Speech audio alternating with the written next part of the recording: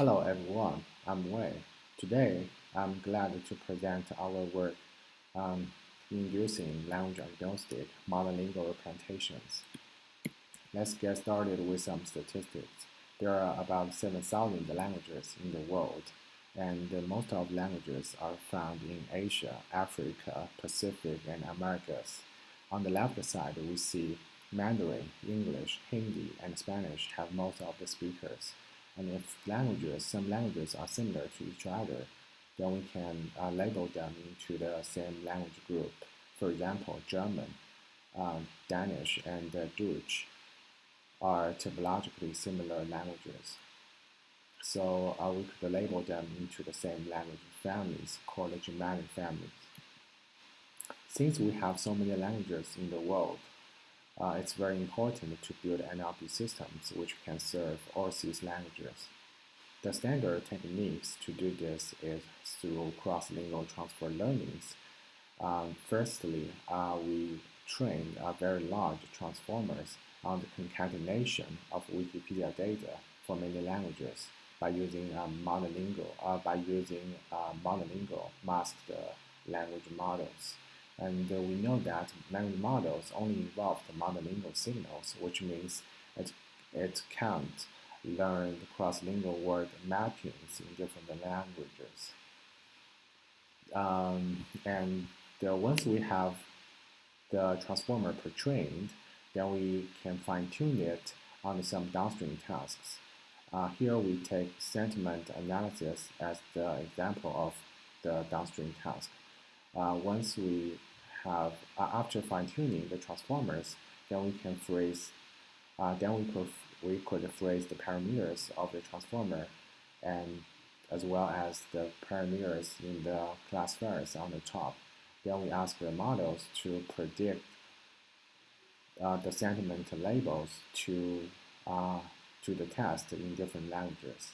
Even though cross-lingual transfer is a very plausible technique for building cross-lingual NLP systems, but it's still problematic in many different ways. To identify the problems of current techniques used in cross-lingual transfer, we make setups with two different tasks. The first task is named the cross-lingual natural language inference, where we ask the models to predict the relationships between true input tests, premises, and hypotheses. In the cross-lingual setups, usually we fine-tune the cross-lingual NLP systems on the English corpus only. Then we ask to fine-tune the system, fine-tune the systems to make the predictions for the input test in different languages. On the XLine tasks, which is a very popular benchmark dataset in cross-lingual setup, we see the performance transfer is very bad on some languages like Bulgarian and Greek, which are not similar to English. And we found two factors which are very crucial to the success of cross-lingual transfer.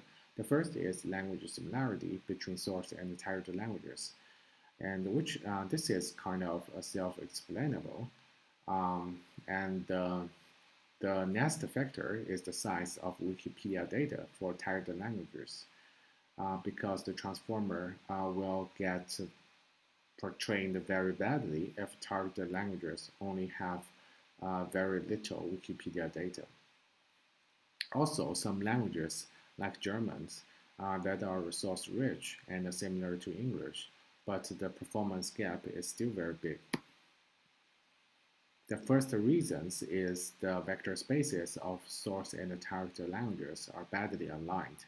We see the imbalance of English word opportunity and German word Gelegenheit are represented far away from each other in the same vector space, and also their cosine similarity is mediocre up to 0.6.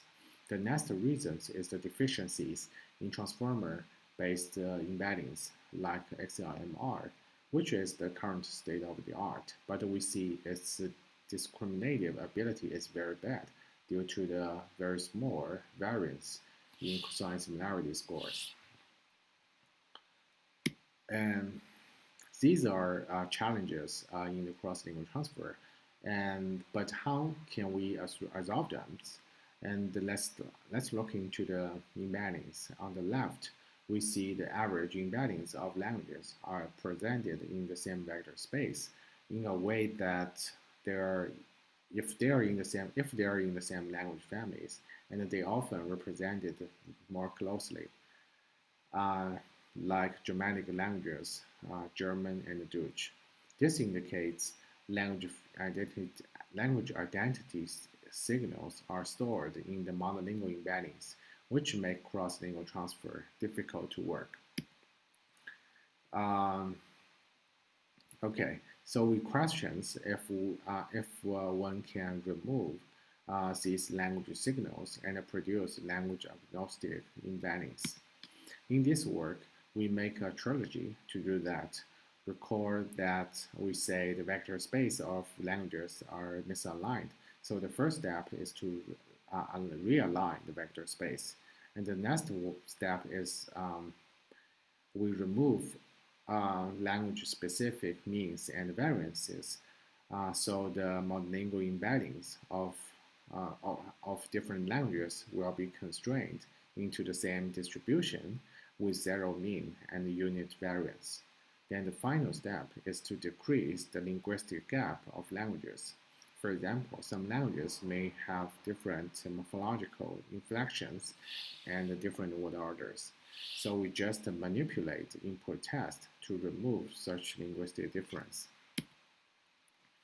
Let's first see the vector space alignment. Suppose we have a parallel corpus. And for examples, our source language test in English, she is going shopping today, and our target language test in German, sie geht heute einkaufen.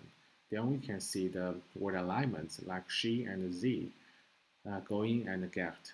Then our goal is to find a cross-lingual encoder that has the minimal distance of embeddings respective to the mutual word translations. And if we don't add any regularization terms like the one in blue, and the model probably will find very tricky solutions. For example, cross-lingual encoder like f zeta could produce a zero vector for whatever words are. The solution is still valid, but the representations are not meaningful. The next step is we remove the language-specific means and variance, and we found such operations can increase the discriminative ability of what appears in transformer-based encoders. Okay, let's see the test manipulations. First, we look into the word contradictions. In some languages, prepositions and definite articles are often contracted, like German word "zu dem" is shortened to "zum," whereas English doesn't have such rule. And this makes the mismatch of source and target languages. So we segment word contradictions of target languages into multiple tokens. Another thing is word orders. For example, nouns goes often before adjectives in French, Italy, and Spanish, while verbs are often in the final position in Hindi and Turkish. Conversely, English does not have such rules, so we just reordered the test in target languages using the same word order in English. Let's see the results. First, let's have a look at how language agnostic is our representations. On the left, we see using original bird encoders at the language embeddings within the same families, within the same language family, line closely in the vector space. Then after vector space realignment and normalizations, and both of them can help to diminish the language identity signals stored in the embeddings. Okay, then we see the cross-lingual transfer, and cross-lingual transfer achieves the biggest gains on on the target languages that are resource links or distance to English, meaning that the language constraints are somehow addressed. Now let's see how big is the impact of test manipulations. And here we have three setups: removing contradictions, reversing additive nouns order, and reversing objective or objective and object verb orders. A full bar denotes the performance gains from the combination of three approaches, and the dashed line denotes the performance gains only from test manipulations. The first things we see is these approaches are complementary, and also we see usually the test manipulations are helpful, but the improvements are not consistent because the frequency of such linguistic phenomena probably be different in the end tasks. So the test manipulation is very tricky to improve the cross-lingual transfer. Okay, in summaries, and we visit how to build cross-lingual NLP systems using transfer learning. But the success of the cross-lingual systems is hindered by two crucial constraints. The language similarity between source and the target languages, and the size of Wikipedia for target languages.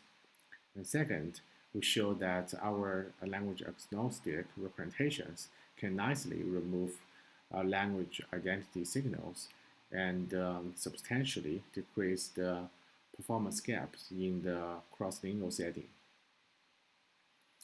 And additionally, with these representations, we can do reference-less machine translation and summarization evaluations. For examples, we can just measure the translation quality by comparing the system translations with the source language tests using our cross-lingual embeddings, which removes the needs of costly human references. That's all. Please feel free to reach out if you have other questions. Thank you.